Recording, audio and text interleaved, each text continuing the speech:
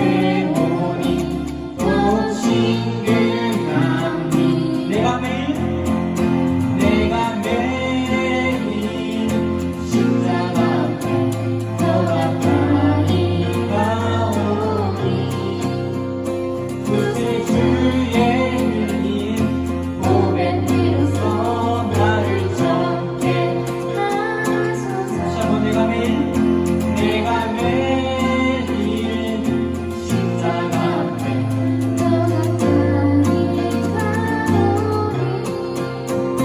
그새 주의 흘린 몸의 피로써 나를 정케 하소서.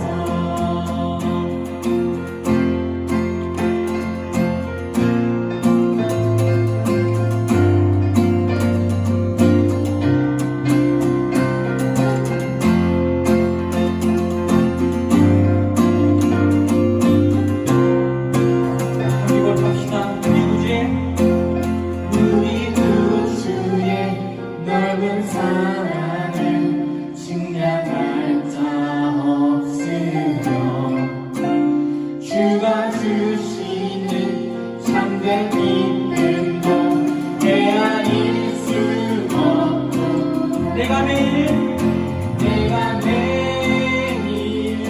십자가 앞에 더 가까이 가오니 그새 주의 흘린 몸의 피로써 나를 정케 다시 한번 내가 매일 십자가 앞에 더 가까이 가오니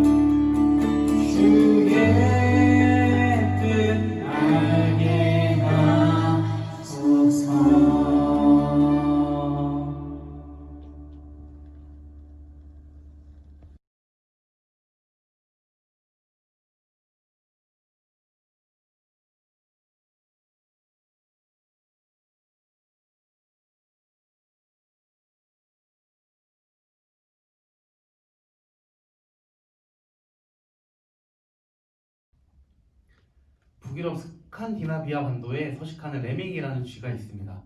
외형은 7cm에서 15cm 정도로 자라는데 우리에게 익숙한 햄스터와 비슷한 모습으로 귀엽게 생겼습니다. 한국에서는 나그네 쥐로 불리지만 레밍이라는 명칭으로 더 많이 알려져 있습니다. 그 이유는 이 레밍은 특별히 1958년에 시작된 디즈니의 다큐멘터리 영화 하얀 광야에서 등장해서 수십 마리가 바다에 뛰어들어 자살하는 장면으로 유명해졌기 때문입니다. 아직도 유튜브에서 영어로 화이트 와일드니스라고 검색하면 관련 영상을 찾아볼 수 있을 정도입니다. 이 영상을 보면 앞이 바다인 낭떠러지인데도 집단적으로 다 떨어져요. 그리고 또 다른 경우는 해안가인데도 오직 앞을 향해서 질주해서 뛰어듭니다. 바닷물을 만나면 다시금 되돌아갈 법도 한데 마치 바다를 건너기라도 할 모습처럼 직진하듯이 뛰어들고 계속해서 앞으로만 나아갑니다. 레밍스라는 게임도 있는데 좌우로 움직이지 못하고 직진으로 움직일 수밖에 없는 게임입니다. 낭떠러지와 같은 곳에서 방향을 틀지 못하고 그대로 바다로 직진하는 레밍의 특성을 잘 표현한 게임이죠. 오랫동안 이 레밍이라는 쥐들이 자살하는 이유가 밝혀지지 않았는데 근래에는 의도적인 자살은 아닌 것이다 라고 밝혀졌습니다. 그 이유는 레밍이 30cm 앞에 거리 정도만 식별할 수 있는 심한 근시를 가지고 있다고 합니다. 이 때문에 멀리 있는 위험을 내다보지 못하게 되죠. 레밍은 1년에 2번 출산을 하는데 한 마리가 5마리에서 6마리 정도를 낳기 때문에 금세 많은 집단을 이루게 됩니다. 먹이를 위해서 다른 곳으로 옮겨갈 수밖에 없는데 바다라도 만나게 되면 직진만 하기 때문에 집단으로 그냥 죽게 되는 거예요. 이처럼 레밍이 집단으로 자살하는 현상을 가리켜 레밍 효과라는 말도 생겨났습니다. 즉 가장 앞장서서 달려나가는 우두머리를 분별 없이 따라 나서다가 자살하는 경우를 빗대어서 맹목적인 추종을 가리키는 말이 되었습니다. 이 레밍을 보면서 무분별하게 누군가를 따라가는 일은 매우 어리석은 일임을 깨닫게 됩니다. 그리고 앞서가는 리더는 보다 앞을 내다볼 수 있는 시야를 가진 존재여야 함을 알게 합니다. 특히나 광야와 같은 곳은 언제 죽어도 이상하지 않은 장소입니다. 어디에 물이 있는지, 언제 위험이 다가올지, 언제 이동해야 할지, 언제 멈춰야 할지 알지 못하면 죽는 장소인 것입니다. 여러분, 광야에서는 누구를 따라가야 할까요? 오늘 본문은 출애굽한 지 2년 그리고 첫째 달이 되던 때입니다. 그리고 성막을 세운 날에 구름이 성막을 덮은 것을 보여줍니다. 이 구름은 곧 하나님이 이스라엘 백성과 함께 하신다는 것을 보여주는 상징과도 같은 것이었어요. 이전에는 하나님께서 출애굽기 13장과 14장에서 구름 기둥으로 불 기둥으로 이스라엘 백성들이 출애굽할 수 있도록 이끄셨습니다. 그리고 출애굽기 19장에서는 이스라엘 백성들과 언약을 맺으시면서 아주 빽빽한 구름으로 임하신 모습을 볼 수 있었습니다. 특별히 광야 가운데서 구름과 불 모양은 이스라엘 백성들에게 낮에는 그늘이 되어주시고 밤에는 낮은 온도의 온기를 더해주시는 하나님의 보호하심이 함께하는 임재였습니다. 하지만 더욱 중요한 것은 15절에서 성막을 증거의 성막으로 부르고 있다는 점입니다. 여기서 증거한다는 것은 출애굽기 34장에 나오는 여호와께서는 언약의 말씀 곧 십계명을 그 판들에 기록하셨더라 라는 말씀과 언약의 말씀을 가리킵니다. 이 언약의 십계명은 출애굽기 20장 1절 나는 너를 애굽 땅 종 되었던 집에서 인도하여 낸 내 하나님 여호와니라 와 같이 단순히 딱딱한 법이 아니라 하나님과 맺은 언약을 바탕으로 주어진 계명임을 보여줍니다. 그리고 그 십계명이 있는 법궤가 있는 그 성막을 증거의 성막이라고 부르고 있습니다. 하나님께서 구름의 형태로 성막에 임재하신다는 것은 십계명을 근거로 이스라엘 백성들과 약속의 관계에 계심을 보여주는 것입니다. 한편 이스라엘 백성들은 광야를 이동함에 있어서 임재의 상징인 구름이 떠오르면 행진했고 구름이 머무르는 곳에 진을 쳤습니다. 이를 다르게 말하면 하나님의 명령으로 표현하고 있습니다. 구름이 떠오를 때 하나님의 명령하심에 따라 이동하고 구름이 머무를 때 또한 하나님의 명령으로서 멈추어 진영을 세우는 것입니다. 기간이 짧든지 길든지 상관없이 하나님이 말씀하시는 대로 움직이고 멈추어 서는 것입니다. 하루 이틀 정도만 머물 수도 있고 아니면 1년 이상의 시간 동안 가만히 머물기도 했습니다. 오직 하나님만을 신뢰하며 하나님의 명령대로만 행하는 것입니다. 이스라엘 백성들이 본격적으로 광야 생활을 시작하면서 가장 중요한 것은 하나님의 임재를 경험하고 하나님께서 자신들의 얼마나 성실한 모습으로 이끌고 계시는지 아는 것이었습니다. 특히 증거의 성막 위로 임재하시는 하나님의 모습을 통해서 언약의 하나님이심을 다시금 기억하게 됩니다. 하나님께서 아브라함과 야곱에게 약속하셨던 바와 같이 이스라엘 백성들을 애굽에서 건져내시고 마치 독수리와 같은 날개로 업어 인도하심과 같이 인도하셨음을 기억하게 합니다. 그리고 한편 광야 땅을 살아가면서 낮에는 극심한 더위와 밤에는 극심한 추위 그리고 야생동물의 위험에 노출되었을 텐데 하나님께서는 그 이스라엘의 필요에 맞추어서 낮에는 그늘을 제공하시고 밤에는 추위를 막아주시는 불의 형태로 임재하셨습니다. 이를 통해서 하나님의 사랑이 얼마나 놀라운지 긴 역사 속에서 섬세한 보호하심을 우리가 알 수 있게 됩니다. 이러한 하나님과 이스라엘의 관계는 마치 부모와 아기의 관계 같습니다. 부모와 아기의 관계는 아이가 엄마 뱃속에 착상한 다음부터 시작됩니다. 그리고 부모의 감정이 곧 아이에게 전달된다고 합니다. 특히 이 시기 가장 중요한 태교 방법으로는 아이에게 아빠 목소리를 들려주는 것이 중요하다고 합니다. 지속적으로 아기의 태명을 불러주면서 든든한 아빠가 기다리고 있음을 알려주는 것입니다. 그렇게 함으로써 아이가 엄마 뱃속에 아닌 새로운 세상으로 나왔을 때 아빠 목소리를 들으면서 쉽게 안정감을 찾을 수 있습니다.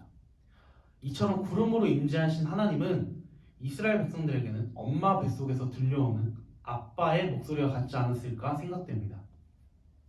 평온한 감정과 함께 아빠의 목소리가 전달될 때 아이가 안정감을 느끼고 행복을 느끼듯이 이스라엘 백성들도 하나님의 구름과 함께하며 늘 하나님의 구원하심과 보호하심을 느끼며 감사했을 것입니다.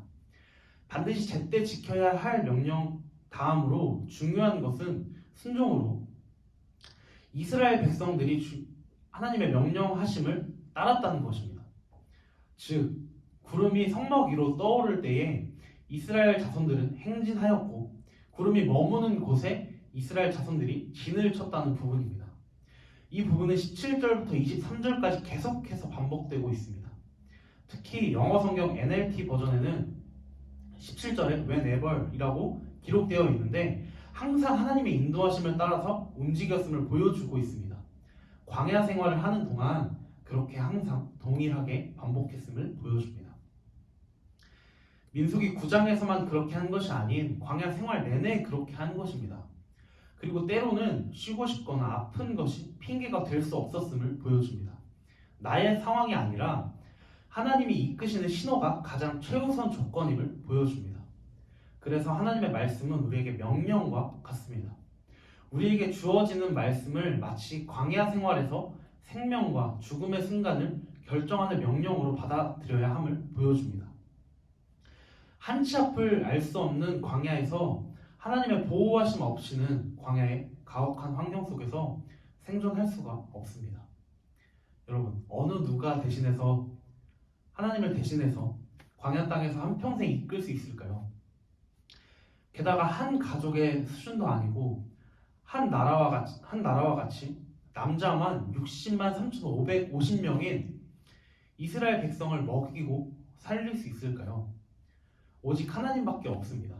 이런 이스라엘 백성들의 상황은 마치 전쟁을 수행하는 것과 같습니다. 전쟁에서는 타이밍이 정말 중요하죠. 미사일을 쏘라는 신호가 주어지면 그 즉시 요청한 위치로 미사일을 쏘아야 합니다. 한참 지난 뒤에 쏘면 적군이 모두 이동한 빈 자리에 쏘게 됩니다. 이처럼 명령에 대한 순종은 즉각적으로 이루어져야 합니다. 우리의 삶은 정해진 길을 걷는 것만 같습니다. 하지만 우리의 삶은 앞날을 알 수 없는 광야의 길을 가는 것과 같습니다. 이런 광야 같은 삶을 살아감에 있어서 가장 중요한 것은 가장 신뢰할 수 있는 인도자를 찾고 만나는 것입니다. 사람은 모두 죽죠. 우리는 죽음이라는 길에서 벗어날 수 없습니다.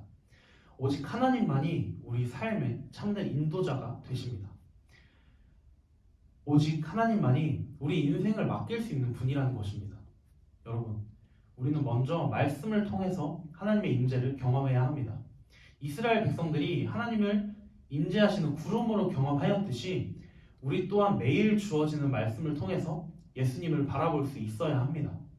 마태복음 4장 4절과 같이 사람은 하나님의 입으로부터 나오는 모든 말씀으로 살기 때문에 매일매일 말씀을 보아야 합니다. 또한 말씀을 통해서 예수님을 바라보아야 합니다. 그 이유는 디모데후서 3장에 기록된 말씀과 같이 성경은 우리로 하여금 그리스도 예수 안에 있는 믿음으로 말미암아 구원에 이르게 하며 하나님의 사람으로 온전하게 이끌기 때문입니다. 이처럼 매일 말씀 속에서 신실한 예수님을 만나야 합니다. 둘째로 우리는 말씀의 가르침에 즉각적으로 순종해야 합니다. 성경 말씀에서 우리에게 죄라고 가르쳐주는 곳에서 즉시 떠나야 합니다. 그리고 생명의 길로 알려주는 곳을 사랑하며 따라가야 합니다. 여러분, 2020년을 마무리하고 새롭게 맞이하는 2021년입니다. 2020년 모두가 어려운 한 해였죠. 그런데 잘 생각해보면 힘들고 어려웠지만 주님이 함께 하셔서 다행히 잘 마무리가 된 것 같습니다. 이스라엘 백성들에게 불기둥으로 구름기둥으로 언제나 발걸음을 맞춰주시며 우리와 한 걸음 한 걸음 발걸음을 맞춰주고 계신 것입니다. 올 한 해 우리에게 어떤 모습이 다가올지 몰라서 두렵고 떨리지만 언제나 함께 하신 하나님과 발걸음 맞추며 걸어간다면 큰 감사와 큰 기쁨 가운데 살아가는 2021년이 될 것입니다. 여러분, 2020년 힘들고 어려운 기억들은 모두 있고 새로운 2021년 주님과 함께 동행하는 여러분이 되시길 소망합니다. 화이팅!